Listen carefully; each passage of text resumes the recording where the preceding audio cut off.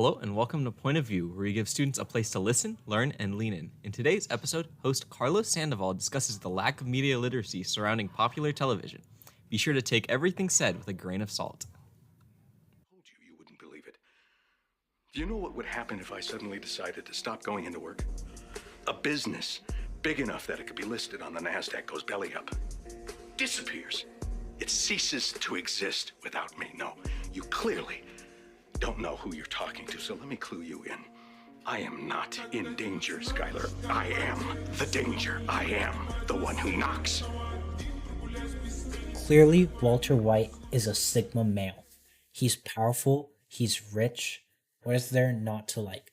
Plus, he has a big round head. Let's read what the definition of a Sigma male is. According to Urban Dictionary, Sigma male, a more internally focused sibling to the alpha male. While the alpha male quantifies himself on his high position in the social hierarchy, a Sigma male prefers to forego the social hierarchy and need for external validation altogether and pursue internal strength instead, especially a loner or stray man.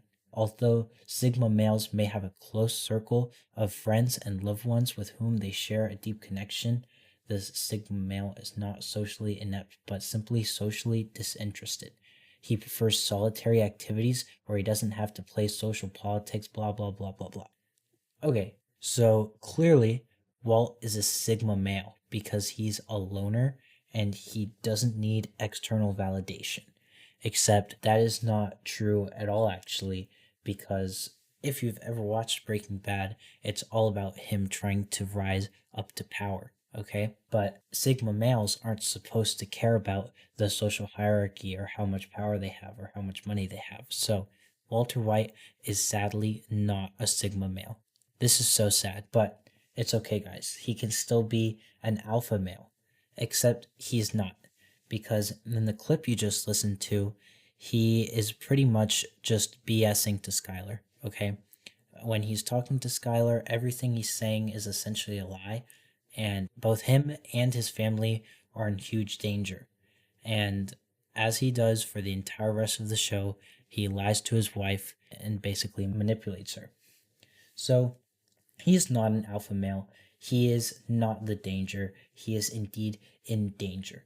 So clearly from this, we can deduce that Walter White is not a Sigma or an alpha, but he's actually a beta male. But if you look at comments on clips of Walter White on YouTube, you'll see hundreds and hundreds of people talking about how cool he is and how epic he is and how they want to be just like him, okay? One of the comments even says in the I am the danger speech that Skylar got pregnant again just by listening to him talk there. I think you and me can both agree that that sounds just a little bit ridiculous. So why does this happen? Why is Walter White being idolized when we have both just established and agreed that he is a loser and a beta? Doesn't make any sense. So let's try and find out the answer together. In my opinion, I think that this is caused by some potential media illiteracy among the viewers of Breaking Bad. You'll notice that a lot of the comments that are putting him on a pedestal and idolizing him are coming from people who appear to be below the age of 13. Uh-oh, that's not good. They're not supposed to be on social media, but ignoring that, they're also not supposed to be watching a show like Breaking Bad. And from the way that they see Walter White, I think it's pretty clear. They don't know how to interpret the media, and they don't know how to interpret the proper meaning that is meant behind it. So, the meaning behind Breaking Bad is that any normal person can become horrible, evil, completely unlikable, etc. But the way that they see it is that anyone can start making drugs and become rich and powerful, and, you can also become bald and get a goatee. So that sounds pretty good to me, except not really. Anyways, you can see some similar media illiteracy when you look at clips of Saul Goodman from the show Saul Goodman. Just kidding, the show is called Better Call Saul, but I'll play a clip of that for you here. We have no idea what's going on. You're a teensy tiny man in a teensy weensy little bubble. Jimmy. Oh, don't you Jimmy me. You look down on me, you pity me. Walk away, that's right, Howard. You know why I didn't take the job? Because it's too small. I don't care about it. It's nothing to me. It's a bacterium. I travel in worlds you can't even imagine. You can't conceive of what I'm capable of. I'm so far beyond you. I'm like a god in human clothing. Lightning bolts shoot from my fingertips. Saul Goodman is the most mentally sane man in all of Ohio. But on a more serious note, this scene is Saul Goodman's I Am the Danger scene. It's meant to show exactly how mentally deranged both of the characters have become. But just like the I Am the Danger scene, it's been completely misinterpreted by some people. If you go on YouTube and search for this scene, you'll find plenty of edits giving Saul lightning eyes when he says thunder and playing Sigma music over it, and etc., etc. This is supposed to be both Walt and Saul's moment of, wow, this guy is completely insane. But yet people are like, wow, this guy is super masculine. This guy is epic. I want to be like this guy. So why does this happen? Why do people idolize these characters that are just completely the opposite of what role models should be? So the answer that we've all been looking for, I actually found through many, many years and years of researching these individuals who want to be like Walter White and Saul Goodman. So I think the reason is because they are relatable characters due to the way that they want to take revenge on the society that surrounds them. Walter White, being a 50-year-old chemistry teacher who was once going to be a billionaire later on in life, he feels that society has sort of wronged him and that he deserves more than what he has, which is what encourages him to do what he does in the show and go on to be this ruthless drug lord, right? Saul Goodman feels shunned by his family, and he feels shunned by his brother and just people in general around him that see him as not good enough because of his sort of unconventional way of getting things done, right? So because of this, he feels anger towards everyone around him, right? And he has a need to sort of take revenge and also prove to everyone that he is better than they think he is, right? So both of these characters sort of represent the struggles that a lot of young men go through, especially in their teenage years, like tell me you don't know a teenage guy that feels rejected by everyone around him, that maybe isn't very good with women, etc. You know exactly the guy I'm talking about.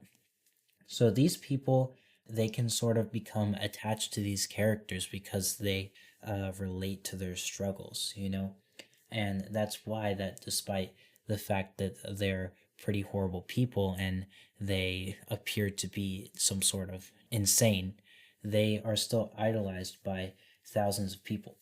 There are a lot more characters than just Walter White and Saul Goodman who are treated this way.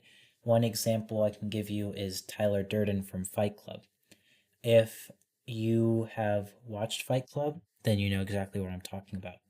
If you have not watched Fight Club, the first rule of Fight Club is that I cannot talk about Fight Club. So go watch the movie if you haven't already.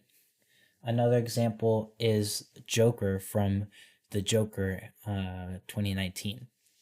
This guy, he's exactly what I just described. He's been shunned by society around him. He has no friends. His mom is dying. He's struggling financially. He has every reason to think that the society around him has failed him and has left him behind. So after he commits the murders that he feels literally no remorse for, he sort of gets these followers that are very comparable to the people I was just talking about who idolize these types of characters. They agree with him and they become his followers and they start rioting around the whole city, right? So clearly this is evidence that if you like Walter White, you will start a riot. It's just true. You will. It's actually exactly like how if you play a violent video game, you will be a violent person and commit acts of violence. I mean, we all know that that's just how it is. Did you know that there is actually a person in Alabama named Walter White who was a meth cook? Yeah, bet you didn't know that. And it was caused by the show. That is why we should not make any more shows that have villains that are sympathetic and can potentially be idolized by the viewers. This is just like how video games cause violence. Thanks for watching.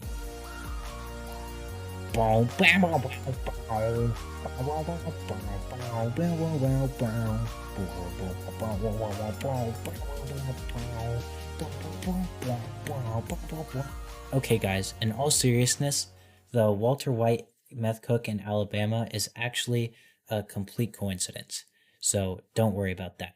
But there have been real life incidences of people being inspired by the show to cook and sell meth, and they even dye it blue to match the show. There have also been real life fight clubs that have started as a result of the movie Fight Club. So, given that this stuff happens and is inspired by the movies and shows that depict them in the first place, is it okay to still have these shows exist? Is it okay to have shows where the villain is the main character and so is then more easy to sympathize with, more easy to emulate, etc.? In my opinion, yes, because the things that cause people to sympathize with these characters and the things that cause them to go on and then repeat these actions in the real world, those aren't the show's fault. Those things were likely going to happen even if the show didn't exist. So, preventing art for the sake of trying to prevent crimes that may hypothetically happen just doesn't make a lot of sense to me. Because in the end, it's a work of fiction, right? No one is actually being hurt by these movies. There are no real world victims out there that have to relive their trauma watching these shows. However, this sort of becomes different when you start depicting real world events. I'm sure all of you by now have heard of the Dahmer show on Netflix. Now, unlike someone like Walter White, who is fictional and is not real and did not actually kill people, Jeffrey Dahmer is not a fictional person, and he really did murder, I think, exactly 15 people. So then, given that this person is an actual real life monster, why does the show employ some of the same techniques that Joker uses to get you attached to its character? And then they're using the same techniques to get you attached to Jeffrey Dahmer. Okay? Many of them are not even historically accurate. They're literally, the studio took artistic liberties to make Jeffrey Dahmer more likable and more human. If you want an example, just go on Google, YouTube, something like that, and search Dahmer dance, and you'll see exactly what I'm talking about.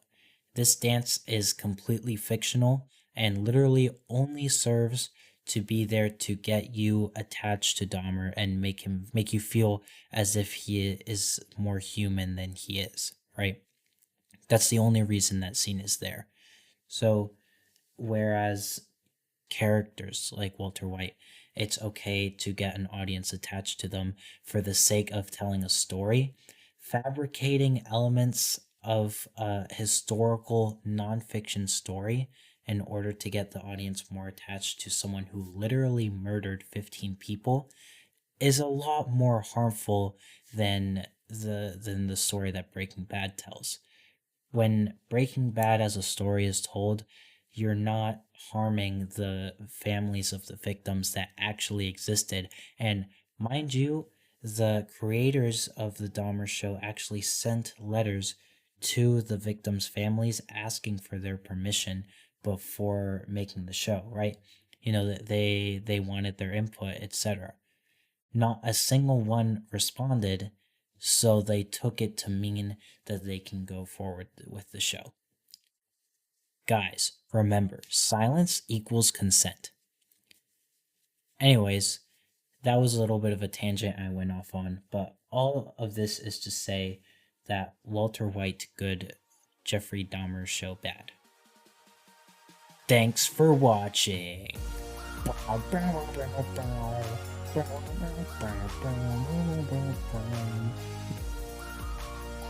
This concludes the special episode. Thank you so much for listening. For a transcript of this episode, head to the Point of View tab on our website, nhsmessenger.org, and follow us on Instagram, Twitter, and Facebook at NHS Point of View for updates and new episodes. That was your host, Carlos Sandoval, and this has been Point of View.